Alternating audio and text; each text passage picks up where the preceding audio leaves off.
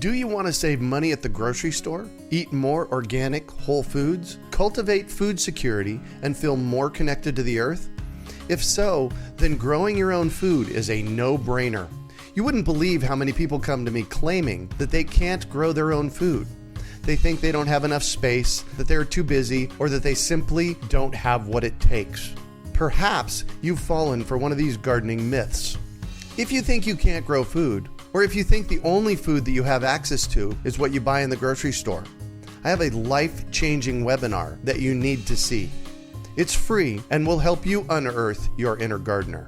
I've helped thousands of people just like you learn to grow their own food, and I'm speaking from my own experience when I say that with the right knowledge in place, there is no such thing as a black thumb. With this webinar, you can begin making your garden dreams come true and start growing delicious, nutritious food for your family. Just text GARDEN to 44222 or go to iwanttogarden.com and you will receive our free webinar about the 7 key factors you need to know to grow your own food. Remember, that's GARDEN to 44222 or iwanttogarden.com. You're listening to the Urban Farm Podcast, your partner in the Grow Your Own Food revolution. Whether you've just been introduced to urban farming or you're a lifelong advocate, we're sure you'll leave feeling more informed, equipped, and empowered to dig deeper into the soil of your local food economy. With you every step of the way, here's your host, Greg Peterson. Today on the Urban Farm Podcast, we have returning guest Colin Walker to talk about keys to growing your own nutrient-rich food. Colin grew up in a rural community near Auckland, New Zealand, and learned the basics of growing by helping his grandfather maintain a small flower market garden. Initially, he went to college to study economics. However, after some course changes, he turned his interest a little closer to his roots. He got involved in and has had leadership roles in several areas of natural agriculture, including establishing the Permaculture Institute of New Zealand, taking on advisory and advocacy roles for seed preservation with independent and government organizations, and even served as a natural coordinator of a national organic advisory program. Colin's concentrations have been on permaculture, ecology-centered design, seed preservation, conservation of traditional and heirloom food plants, garden education, and most recently, investigating from an ecology perspective the essential elements needed to guarantee that the food we grow is actually nutrient dense. Welcome to the show today, Colin. It's great to be here, Greg. Thanks. And actually, I love doing these because you're actually here from tomorrow. It's like 10 o'clock tomorrow morning there, right? Yeah, it's back to the future. Yeah, I love speaking into the future. Yeah. So we got to know you on a recent podcast on ecologically-centered gardening, and you're here today to talk about increasing the nutrient richness in food, which of course is really important to our health. So let's start by reviewing ecology-centered gardening. Ecology is at the heart of gardening, has been for a very long time, because it's simply the environment that we grow in, and it's everything in it, Greg, not just a little bit in that. And if we just stayed focused on that whole view of a garden, it would make it a lot easier for people. So we're in a way of thinking is what ecology does. It gives you a view of the world. And the thing is that it's many elements. Okay, so you actually means you can't just get away with one thing. There is no magic bullet. Okay, right. But people are looking for one solution, this one thing, and it'll solve all my problems. Well, if you work with ecology, you just accept that that is not the case. And right. then you have to work out how you're going to work with a number of different things together at once. And it might take a little bit of practice, but once you get into it, it does get easier. So we could also call this a holistic view, looking at the whole system view. I like to call it permaculture. Am I kind of in the right arena here? Yeah, all of those are terms. It's difficult. We have this world where people have come up with so many names for the same thing. You mean nature? Yeah, nature, you got it. Yeah, exactly. So tell us why highly nutrient-rich food is important. And it's almost a giggle, but we really need to review it. Okay, so in the past, I don't think it was as much of an issue as it is today. Mm-hmm. But in our world that we've created in the 21st century, and it was coming over the last 100 years, there's a number of things we've done in our environment which just makes them more toxic. Mm. And we've got to learn to cope with that toxicity. And that's the amazing thing, is that plants have these incredible elements that they've created within them, which actually they are in there for the plant's own sake. All right. The plants have them because they're useful to them. They protect the plant. All right. All right. And that's a whole conversation, like the antioxidants, which is people are often looking for, and they say, well, they're often, don't peel the skin because a lot of them are in the skin. Mm-hmm. Well, the antioxidant is protecting the plant against UV radiation. Oh, of course. All right. So that's why it's there. So, but the beauty of it is that these things that are protecting the plant can also help protect us. Mm. And it does give you some interesting ideas. And once you start looking into the relationships between things, that's what ecology is all about. Uh-huh. You look at the connections, the influences and the things that affect. You look between the parts. And when you start looking at how that's happening, you actually start to get a really good feel and a much better in-depth view of what you're doing. Yeah. Yeah, when we're paying attention. Yes, we have to pay attention, but that's what gardeners have always over the centuries. They had time, Greg. They weren't under pressure. They grew in their time. They had leisure. They had time to sit in the garden and enjoy it. Yeah. And while they were doing that, they observed and they learned and they looked between the parts. Mm-hmm. All right, and so that's just one part. The health of these plants, this food. And the unfortunate thing is that we took it for granted for the last 50, 60 years in many ways, that no matter what you growed food, there would be nutrients in there. Right. Well, that's a good assumption, generally speaking, except it's a myth more and more, is it not? It turned out not to be true. Yeah. I saw from things, some people were looking at these issues back in the past and they raised the issue, but overall, as an entire society, we went down this path of industrial agriculture, large scale, all these things. We know what's happened, and we just want quantity. And there was a very reasonable desire to feed this expanding population on the earth, all right? Mm-hmm. So people decided that we needed to increase the amount of food, in particular the carbohydrates, the energy to keep us all alive, right? Yeah. And that's what we did. But in doing that, we actually lost all these other nutrients that are in plants as well. And so, we gained some things. In simple terms, we doubled the amount of food over 50 years grown on the planet. And at the same time, we halved the level of the micronutrients. Oh, my gosh. So we're pretty much dead even than where we were 50 years ago. Yeah, but we're supporting, more than double the population on the earth. So this has implications. And in fact, as people say more and more, there's understanding amongst medical circles. I'm not a doctor or a medical person myself, but I do listen to lots of doctors and other people who have been addressing this issue of nutrition and health. Yeah, really important. And so there's a concept that's starting to be understood now that obesity is malnutrition. Oh, right. I saw a TED talk on that probably 5 years ago. Oh, great. So you've got that over in your world too. That's good. So that's a really important thing, and more people are realizing it. So you asked me the simple question, why is it important we have nutrient-rich food? Yeah. Well, because if we don't, we're not going to be healthy. And we can't take it for granted.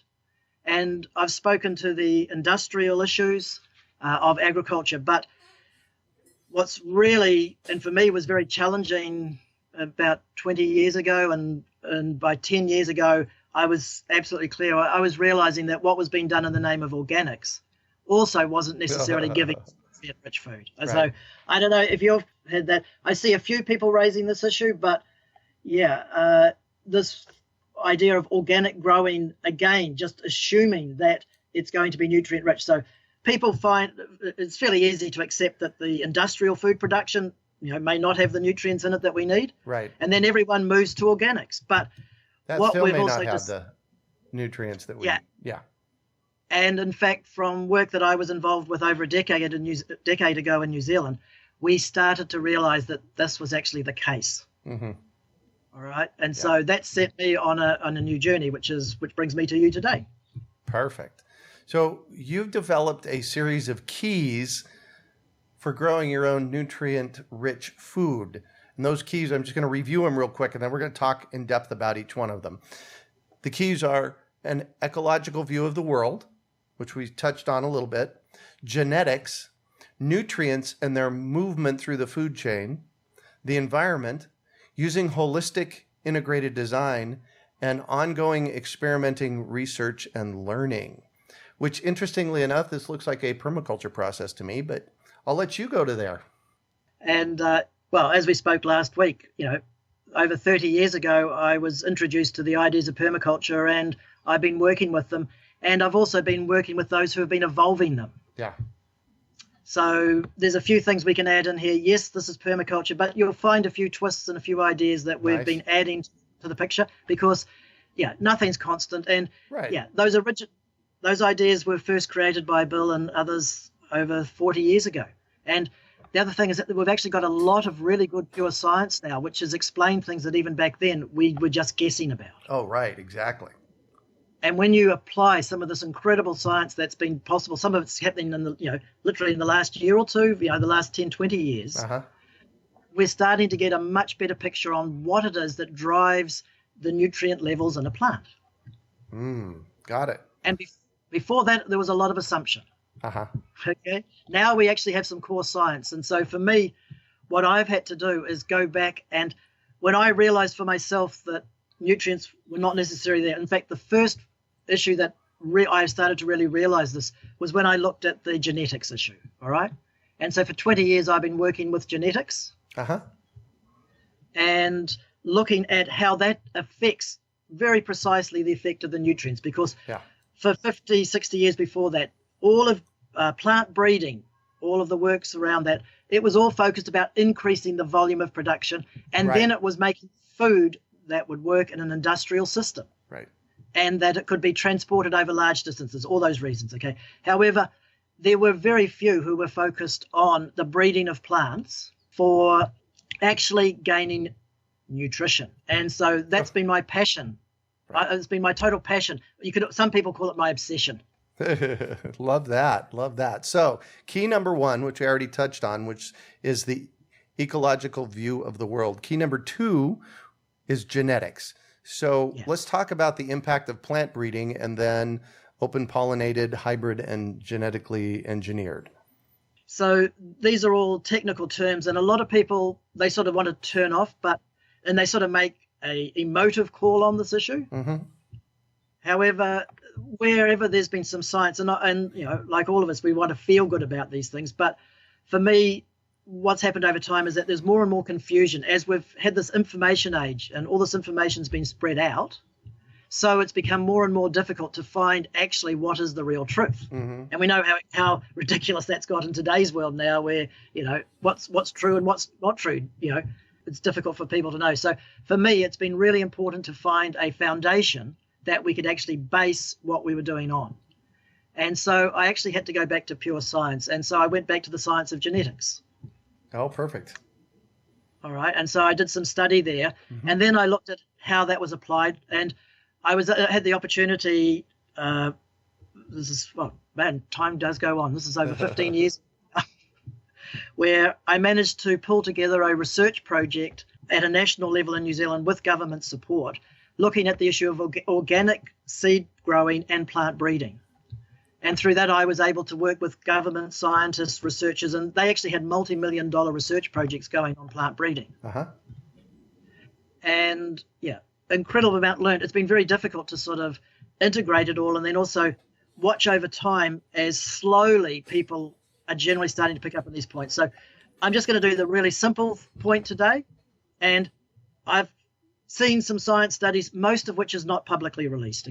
This material often there's just for a whole series of reasons, it's not put into the public domain, right. okay? And in some of it, I'm not even allowed to put in the public domain, okay? I get myself into trouble. So what are the impacts of plant breeding? Quite significant. And the issue is that as soon as we start reducing the genetic pool, that's hybridization. When we hybridize a plant, we reduce the amount of genes that are actually at play in a plant. Mm-hmm. And while we were trying to focus on the genes that were going to give increased production, shelf life, etc., we ignored the genes to do with nutrition. And they got lost along the way. So this is the first point with organics. And even now, to be even certified organic, although it is a request, you could say, that you use open pollinated seed, it's not a requirement. The commercial reality I know for most organic growers in New Zealand is that they use hybrid seed. The genetics, if it ain't in the genetics, it doesn't matter what method you use, you're not going to get the nutrition. Right. And there are studies which I can show that, and often sometimes comparative studies, and the organic sector gets concerned saying, false information. And quite a few times I've gone back and just looked, and it was simply a case that they were actually testing hybrids. And so that unfortunately proved my case. All right, I got it. And how do we, as a home grower, how am I going to impact this? Like, what are my steps? It's really simple, because over the last 30 years, there's been an entire movement of people who have actually kept going open pollinated seeds outside of the corporate industrial world. Right. And there are the seed saving movement, as it was called. Mm-hmm. And I know in America, just about every state has a local group, and that's important because then you get seeds relevant to your local environment. Right. And we have I've been involved in groups in New Zealand doing that same work here. It's possible. So you actually just have to go in today's world, you just have to go Google local open pollinated seeds. Local. And I'm sure you have groups in your own area. Yeah. So tell everybody what an open pollinated seed is. It means that we're allowing nature to do what nature does, and therefore we allow either the wind or the insects to create the pollination process. We don't interfere with it. And we also work with a genetic pool of enough plants to make sure we maintain overall genetic diversity. Uh-huh. Now, in hybridization, we get involved in the process and we simply reduce the amount of diversity. That means that you get conformity, but as we do that. So that's as simple as I can go, Greg. Yeah, so really the takeaway from this genetic piece is to use open pollinated seeds in our yard. Real simple, and it actually in today's world is possible. Yeah, it's exactly. Great. So that's all great, and everyone should be working with that and totally supporting that. And yeah, if you're going to use a hybrid, you can just automatically negate a fair amount of nutrition. You just reduce seriously the potential for nutrition in your plant. Well, there you go. Cool. Okay. Key number 3, nutrients and their movement through the food chain. Well, Greg, I love this one too, and it's another obvious one. And it's another one where we make assumptions. Look, if it ain't there, it can't magically appear. Oh, right. So, some magic where we can go abracadabra and suddenly all these in our. So, if we want lots of nutrients in our food, they've got to come from somewhere. Either they have to be in the soil, the environment, or we have to add them. And again, when people talk about organics, they think some organic matter will give them the nutrients, and that's not necessarily the case. And in fact, on this one, compost, all right? And I'm just going to give you one little example from the 1990s, Please. Which again is that in America, there were universities that were researching this issue of compost and its value, right? And so they went around and they were testing all these composts in America. And, commercially, industrially made compost, using waste in there. And of course, they discovered that there was very little nutrition in them. And I'm just going to throw it in the compost. Wow. Yeah. And in fact, the standard of compost has dropped incredibly now. And there's some other elements that everyone assumed was in compost, which it also wasn't. But I'm not going to even go there right now because it's such a big story. Okay. Right. But this issue of compost and what is a real compost. And so if we're going to put the word nutrient rich in front of compost, then we've got a mission. So we've got to produce nutrient rich compost. Okay. And that's what they were on 100 years ago. That's what the whole idea of composting is, as we know it in the modern form, is actually a very modern idea, only really developed in the early 1900s. and people wanted to accelerate the process of nutrient collection and movement in a growing environment. Right. Okay, so that's one way we can bring it in. But the other thing is that once we're in the environment, and here it's really simple, it's biology, it's soil life. I tell people often that the 5 components of healthy soil are dirt, which is where a lot of the micronutrients at, but they're bound up in that, airspace, water, organic matter, and everything that's alive in the soil. You're so right. Okay, so hey, Greg, I've got a new term too, because the fascinating thing that I've found over the last few years is that if I look after the soil life, right, and give them what they need, the plants look after themselves, and I don't actually do almost nothing for the plants. Isn't that amazing? So we're actually soil life farmers. So, and if you start thinking, all right, if you think of it as your job is to be a farmer of soil life, okay, and that doesn't matter in whether you're in urban or any environment. So the urban farmer, to me, is a farmer of soil life. Okay? I love it. I tell people all the time that your most important job as a grower is to create healthy soil. Okay, soil farmer. I like it. Can I steal it? Yeah, you can, of course. But I'm going to watch out. Don't be careful. You say soil is important, but I find people therefore look at the soil and ignore the soil life. I absolutely, soil is very important because it's their home, and we can come to that. That's another topic. All right. Yeah. How to make a home in the soil for them. But I always put that life in front of, after that soil. Okay. Soil life. Right. Perfect. So look, I know we've only got so much time today, so I think we better keep moving on. Perfect. So then the next key, your key number 4, is the environment. This is common sense, Greg. Come on.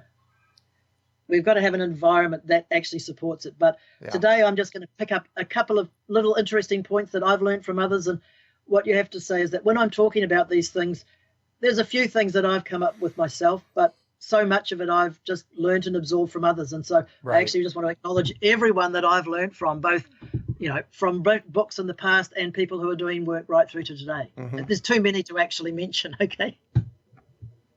But there are those, and there are some groups who have really focused on this issue of nutrient-rich food and how to practically achieve it. Yeah. And so I recently came across a presentation from a group that was looking at the issue of the sun. First, real simple, 6 hours minimum. If you don't get that, the plant can't drive its photosynthesis. Right. Okay.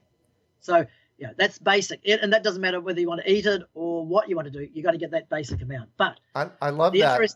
I love that because that really speaks to what I've told people for years, just because I thought that it was right. And I say 6 to 8 hours. In order to grow food, you need at least 6 to 8 hours of sun. So to grow food that's worth eating, you can actually grow it with less.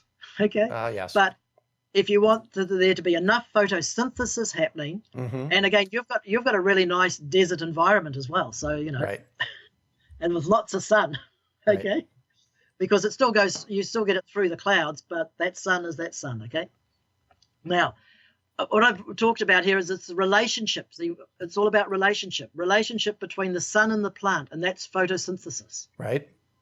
All right. Now, the more photosynthesis that a plant can achieve, the more energy it creates, because photosynthesis converts elements into sugar, carbohydrates, drive.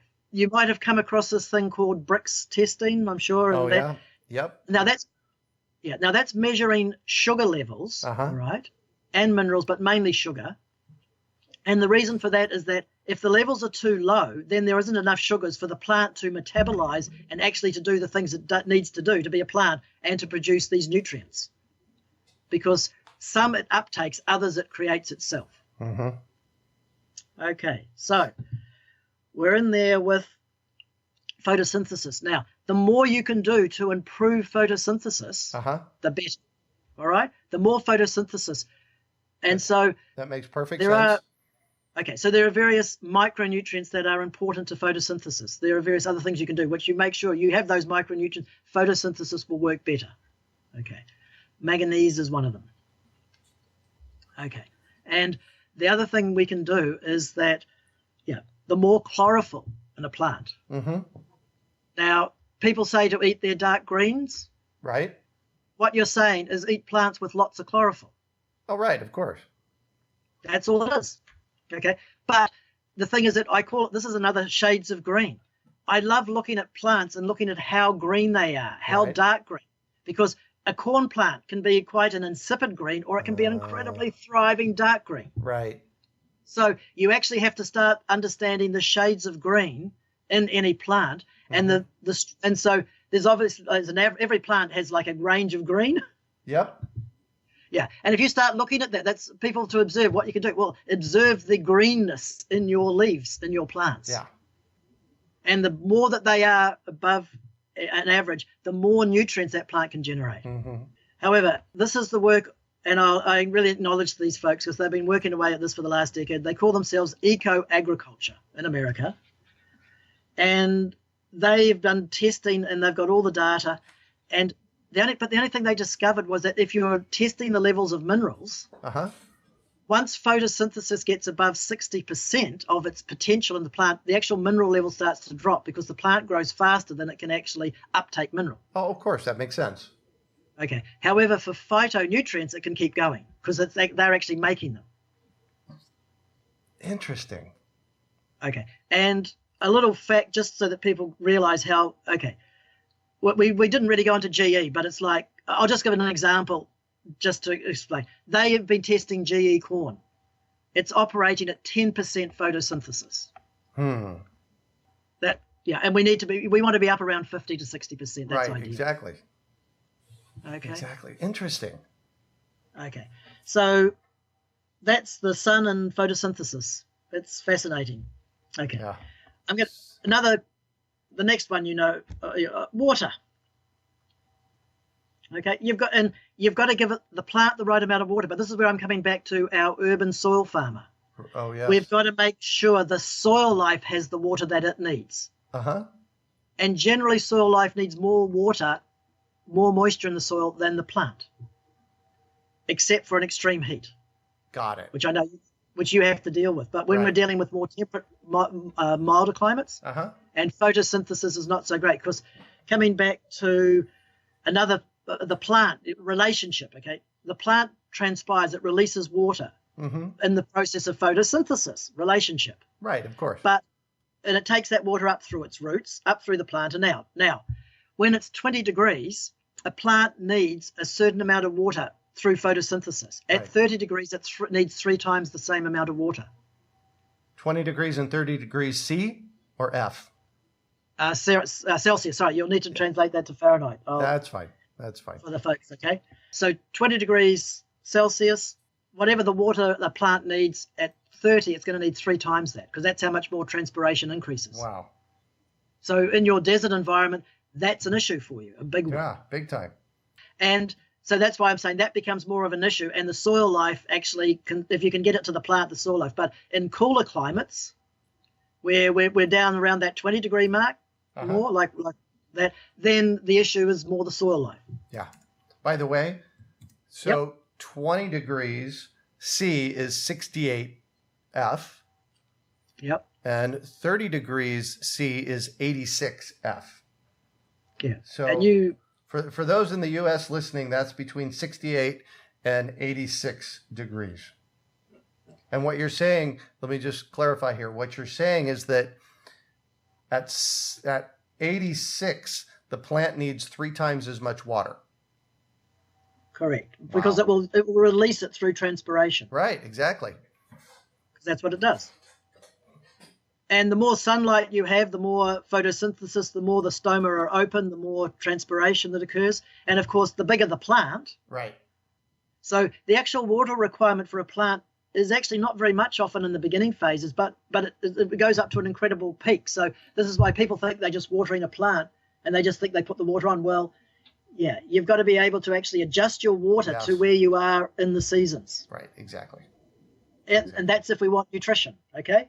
The plant will survive, you'll get a plant, but if we want our plant to be nutrient rich, we've got to support the plant in maximizing its potential to take up and synthesize nutrients in its system. Perfect. So key number 5 is using holistic integrated design. Speak to that, would you? Okay, first of all, design, most people think of it as something that you do at the beginning. Right. And then you create your garden and then it's over. Well, the reality is that in ecology, in the real world, things keep changing and evolving. Yeah. For me, I work with design all the time, the process of design, because it's a really good way to put the pieces of ecology together and work with them, right, and also come up with practical solutions. So what you're saying is that this design is a ongoing process, not a something you do once. Correct. You need to do that first time, and the first time you need to be a bit more thorough. Right. But having done it, that gives you it's only a starting point, and that's the beginning of constantly evolving. And it can be a small job or a big job depending on how much your environment is shifting. Right. So that's the first point I'd like to make about our idea of holistic integrated design. Right. Now, the second one is a little bit more technical about the process. And the way I'm going to try and describe this is that when we talked about ecology, you said another way you could look at it is holistic. We look at the whole, everything, right, the system. Okay? Now, there's a way of viewing the world where you start by looking at the whole, and then you allow it to diffuse, break up into its parts. And as it breaks up into its parts, right, you can start to see the relationships, connections, what's affecting what. It's so often it's said that gardeners, a great skill of being a gardener is to observe. Right. But I wanted to know what and how to observe. And so this is where I've come to. This process of observation is actually about looking, breaking it up, and then that. So that's half the story. Once you have seen those connections and relationships so having taken the whole and diffused it to the parts, then the other half of the process is to take the parts and assemble them back into a whole. And this can be a new whole. So this is design. You start with the whole that you have. Yes. You diffuse it and break it up to parts, and then you reassemble. Now, people who've worked with this way, and intuitively a lot of designers go there, over time, and as my friend Dennis Scott, who's been doing this for over 40 years, he smiles with me one day when I was discussing, and he said, yeah, and sometimes you do them both at the same time, Colin. Right. This is a bit of a mind tweak for people. You're going to have to try it on. I'm getting it because I've really looked at this whole notion of permaculture for decades now. But it really is a different way of looking at. Yeah. Now look, permaculture is fantastic in that what Bill helped people was with the assembling the parts, and permaculture has been focused to a large extent on assembling the parts. Right. Right. Yes. And he took it, but because the other side of it was an intuitive process for Bill, he did it, and all good designers that I've ever met do it. I decided to work out what they did. That for me was my question was, okay, I see you doing it. And I had the opportunity to work for 30 years with this designer in New Zealand called Dennis Scott, who he was just doing it. Okay. And initially I just couldn't quite work it out. And then he gave me the challenge. Okay, I'm going to work out what you're doing. It's taken me 20 years to work it out. Nice. So, and I think we can teach this, Greg. People can do it. Okay. But they've got to value it. You see, people who intuit it can do it, but we've got to value that half of it as much as we value the assembly part. People want to get results. They want to do something, but they need to start by taking a deep breath and stopping. And observing. In this way. And yeah, I think we can create exercises. Like this is something I'm working on right at the moment. Creating exercises that people can do to help them, because it's a way for the brain to actually think. Right. And it's so different to the way that we work with computer screens, okay? Right. So It's a work in process, okay? So yeah. Well, and I like the level of conversation we're having here. So then key number 6 is basically ongoing experimenting, research, and learning. That's the learning process. That's the learning process that we do, because as I say, not only is design ongoing, learning. It's like, if I ever stop learning, I'm going to get worried. Right. Okay. And I actually just have a phrase, because to coin, I just call it the gardener's journey. And it's a journey of life. Okay. Yeah. And so, yeah. Now, that requires, an openness of attitude, okay? And like, I spent 30 years taking assumptions like about that organics being intrinsically, was going to give me nutrition. I've now spent 20 years unraveling that one. I'm sure there's some things I'm still holding to that in time I may discover I haven't quite got it right, okay? Yeah. But the point is the openness. But the thing that I've really had to work with and I've learned is working with how to actually do experiments, okay? So that you can actually learn in a much more active way from your garden. And that means your learning process can be so much faster if you actually treat it. And again, this is not a laboratory experiment. This is a garden experiment. And get out in the garden. Having worked with academic scientists quite a bit, and I've challenged them and I've learnt their systems, okay, what I'm talking about is referred to in academic circles as bucket science. And I totally embrace bucket science. Now, bucket science is putting all your information in one bucket and... Yeah, it's also working with the what you've got. It's not doing multiple replications, blind trials, all that sort of stuff. And you try doing those in a gardening situation. I've been involved in spending large amounts of money. So you set the whole experiment up, it's all going, and the university people, good people, but they forgot about the poo geckos that were going to go in and eat the crop. Oh, right. Okay? Yeah. That's a bird in New Zealand. That's one of our native birds, and it loves the crops we were growing. So, yeah, the bird ate the crop, okay? And that was so much for our multiple replicated trials. They were brilliant. The bird enjoyed them thoroughly. So, yeah, so there's still things to do, techniques to use to make sure that you can learn from what you're doing. And the simplest thing to do is to do two things and just vary one or two elements. And at one time, you can't do much, but you accumulate this over years, and that's what I've been doing now for years. So nice. When my own experiments are built up over years. Now, what I've really seen is that there is a need to actually do this, not only alone, because in the olden days, there were gardening clubs and people came together, and I'm sure this is what they were doing all the time. Right. Okay.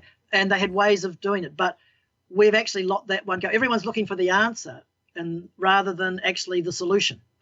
Well, that's an interesting way of looking at it. They want the result, okay? Right. They want to get somewhere. Yeah. And rather than the journey. So what I'm working with, and I'd love to work with others who have decided to reach that point. And and again, some people say, well, I'm new to it. But I've taken on lots of young people over the years who have had never gardened. And I gave them these ideas from the start, and they just grow so much faster in their garden. Nice. So for me, it doesn't matter whether you're new or you've been gardening for 50 years. We should all together be doing this. And to maybe facilitate that is something that I've been looking how it could be done. Please tell us about that. So, okay. Obviously, we've got this world where the old gardening club that I'm talking about, there's not many left. And in New Zealand, when I've been to a few, everyone's over 60. Mm-hmm. No young people go there, and this has to reach young people. And we know where all the young people are is on the internet, and they're listening to me now. Hopefully, a few young people, right, and others. So I've actually had to retrain myself in the last 6 years how to use this technology because I decided I wanted to actually work with young people, and that's how they do. So I've been learning how we can create, and so I've been learning about forums and Facebook groups and all this sort of stuff. It's been an incredible learning curve for me over the last 6 years, and I think I can just about work with it now. Oh, nice. So what are you doing? Okay. So I'm going to create a club. Now, we're going to call it the Discovery Garden Circle. Okay. And it's based on this old tradition. People can join it. Now, we're just going to ask, it's like an annual membership fee just so that we can cover some of our basic costs. We're not going to get rich from doing this as far as I can see. Right. And in doing that, we will start to share with people what we're doing with our experiments. Mm-hmm. And also in time, we can also look to actually give people some insights. Like I'm putting together e-learning courses and all these things, but it's going to take me from where I sit now another 2 years to put everything together because I want a complete package. It's another 2 years work for me. And I'm going to put I'm hoping to have a simple course available maybe by the autumn and for the Northern Hemisphere. Oh, nice. However, but in the meantime, I'd like to get on with people because it's spring and heading into summer now already. So if people are interested in this now, this is a way where we can start to gather and we can start to get some things going. Cool. Cool. So, And where can people find information on that? okay, we're literally setting this up at the moment as we're talking, Greg, but it is up on our website now. And so Kiwi Gardeners, and that's gardenersplural.com. Got it. Okay, and Perfect. on the homepage now, there'll be a link to learning more about the circle, the garden club, and how people can participate. And it's going to be an experiment, and it's going to be new. So, we're all going to learn on this one together. Nice. Well, you know what? Community is so important in all of this, and it sounds like you're doing a really great job in bringing community together, and with this new adventure of yours from around the world. So yeah, well, I feel we've got lots of good things on the ground happening in New Zealand, and we've got lots of issues we're still trying to address. It's not quite. I know we're in a South Pacific set of islands, but it's not quite paradise. Yeah. Okay. Yeah. Well, although welcome to our world of discovery on this, right? Correct. You've got it. Yeah. Well, cool. Okay. Well, and the thing, just Greg, what I say is that I'm only putting this out now because I have now immersed myself for a decade in working with ecology, working with this framework, and seeing how it means that by taking this framework, I can work with anyone in any garden at any scale, anywhere in the world, and I believe I can help them, and I can help them to help themselves so they can do it for themselves. Because I actually at some point want to have a more quieter life, and I can't see it in the moment. So my goal is to educate and get people doing this as much as they can themselves. Okay. Perfect. So if that interests anyone, I'd love to hear from them and the other Kiwi gardeners, because there's a whole group of us. We're all I'm a Kiwi gardener. We're all Kiwi gardeners. Yeah. Okay. And that's in this part of the world. Perfect. That's our identity as gardeners. Okay. Perfect. Well, thank you so much for joining us on the show again and sharing your experience with us today, Colin. Yeah, look, I really enjoyed it. This is new for me. I have to say, Greg, you're the first podcast I've been putting out into America. I have actually got some other things that are happening as well, but good. Yeah, if you get this one out fast enough, you're first off the block. Yeah. Well, there you go. So how can our listeners get a hold of you once again? We have a website. It's Kiwi, Kiwi, gardeners, plural.com. Perfect. And you can find show notes from today's podcast at urbanfarm.org/KiwiKeys. That's KIWIKEYS. Well, that's it for today. Thanks for joining us on the Urban Farm Podcast. Do you want to save money at the grocery store, eat more organic, whole foods, cultivate food security, and feel more connected to the earth? If so, then growing your own food is a no-brainer. You wouldn't believe how many people come to me claiming that they can't grow their own food. They think they don't have enough space, that they're too busy, or that they simply don't have what it takes. Perhaps you've fallen for one of these gardening myths. If you think you can't grow food, or if you think the only food that you have access to is what you buy in the grocery store, I have a life-changing webinar that you need to see. It's free and will help you unearth your inner gardener. I've helped thousands of people just like you learn to grow their own food, and I'm speaking from my own experience when I say that with the right knowledge in place, there is no such thing as a black thumb. With this webinar, you can begin making your garden dreams come true and start growing delicious, nutritious food for your family. Just text GARDEN to 44222 or go to iwanttogarden.com and you will receive our free webinar about the 7 key factors you need to know to grow your own food. Remember, that's GARDEN to 44222 or iwanttogarden.com. We hope you enjoyed today's episode of the Urban Farm Podcast. Remember to listen 3 days a week for tips, advice, and resources to help you on your journey with urban farming. You can find us on the web at urbanfarm.org or send us an email to podcast@urbanfarm.org. In the words of Vincent van Gogh, great things are done by a series of small things brought together. Be encouraged that with each lesson learned and skill developed, you are one step closer in the direction of your dreams.